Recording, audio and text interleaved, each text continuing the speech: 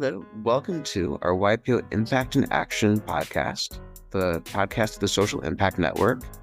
We'll be using this podcast for very short interviews to have YPO social impact leaders introduce the projects they're doing, what lessons they've learned along the way, and ways that other YPO members can become involved. Today, we have Jay Cziraky, the founder of No-End, and Jay's going to explain to us what this is all about, why this is such a big and changing organization.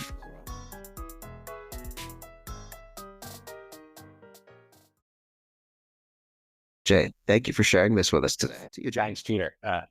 Thank you. Thanks for the kind introduction. So, yeah, in brief today, just wanted to talk a little bit about how we came up with this concept of no end, which is effectively a philosophy and a proof of concept about how we can change social economic behavior going forward. And a little bit of my background in this is I've spent the better part of the last 25, 30 years in developing countries, conflict zones, post-conflict zones, impact investing, et cetera. And I come from a very, very old family business. So there's lessons learned in all of that. And that's the basis of how we came to no end. So what I learned in living in places like Afghanistan and Iraq and Bosnia and working across Africa, et cetera, is that local communities know their needs, what they need to develop, how to improve, et cetera, but they lack commitment. And they lack commitment from the global foreign community, right? Whether that's commitment in terms of funds, infrastructure, technology, leadership, et cetera. So is there a way we can make that better, right? Because the international community has a tendency to leave these areas. They follow CNN around. Ukraine is important one year and then it's not, and Syria is important years before that, but there's still people in need. The global impact investing community had a tendency to still want strong returns and mitigated risk and controlled exits, which is unrealistic in developing communities. And the individuals really don't know a right path for philanthropy and investing and stuff. So they just don't do it. So how do you get the genesis of No-End was how do we get consistent funding to development communities on a global basis if you don't have institutions, the international community, and individuals have a hard time reaching it. And our goal to that was, well, let's just create a brand new social economic philosophy. We've dubbed No-End and how we can make a generational change. And the basis of this philosophy is that when we're looking at the world, we see three major population segments. You have a capital population, people that have capital and the ability to deploy capital. You have the fragile part of the global population, which is really subsistence and whatever's earned that day is consumed. And about 49% of the global population is the global middle class, or what we call the consumer class.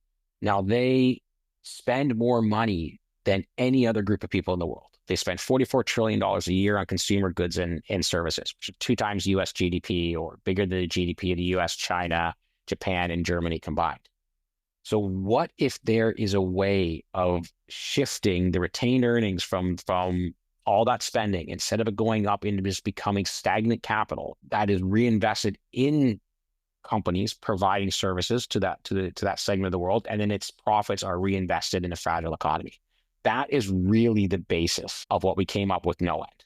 You still have profits, but profits are not extracted into a select group of shareholders. So under our structure, shareholders have no access to capital. So everything is we talk about capital rotation. So you keep capital rotating through consumer businesses, global economies into the fragile communities and back up again, and you don't extract. You take capital in on a debt basis, but only reasonable returns are paid out to capital contribution. And it allows the capital deployment to work as an insulator and contributor to growing global operating businesses and investing in fragile economies, basically creating a perpetual cash flow loop. So in order to do this, how does it work? So what we did is we figured that before you grow a philosophy, you need to do a proof of concept. So we did our proof of concept company, a company called Denesfa, which we registered up as a wholesale nonprofit trading company in the European Union. We happened to choose Hungary.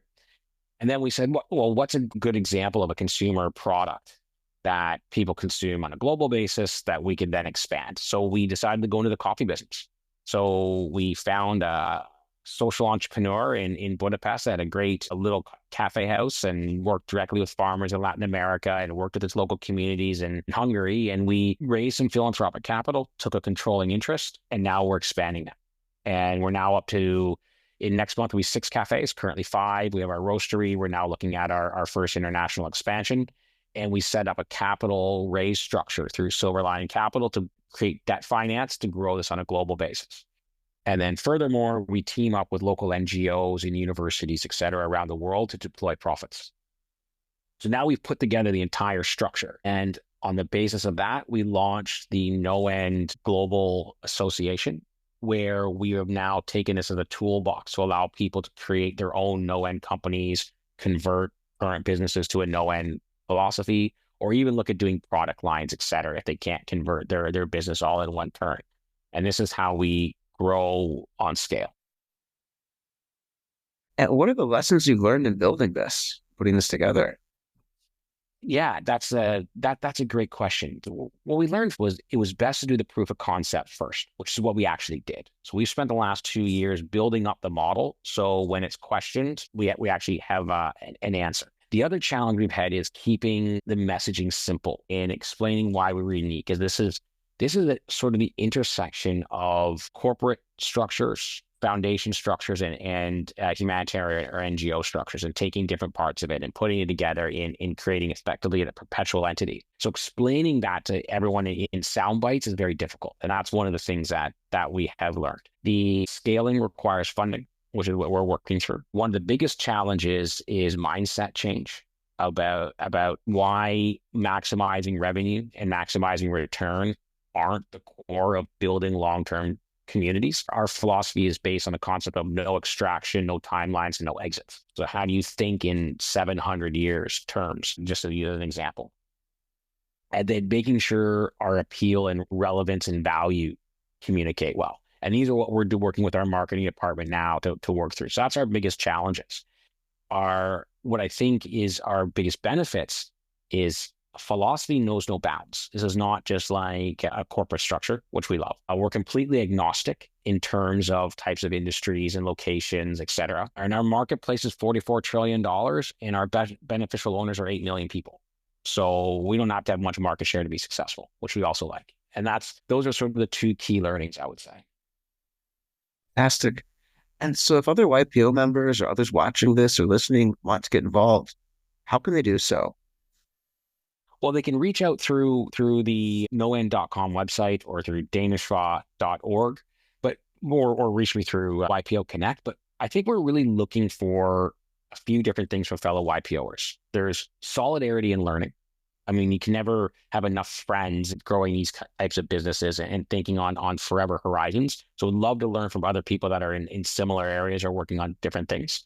We're building a founding council for the philosophy, and people who'd be interested in volunteering for that, we'd be very interested in hearing from. And because really we're on a race to try and build 1,000 no-end companies and partners over the next years, and figuring out how to build resilience in perpetuity. So we're looking for fellow thought leaders to work with us on this and see how we can build synergies. Okay, fantastic. So we'll be able to put a link up in the show notes as well for how people can contact directly about this as well and read more about it. And this has been great, Jay. Thank you for sharing this with us today. You're very welcome. Thanks for having me, Peter. Thank you.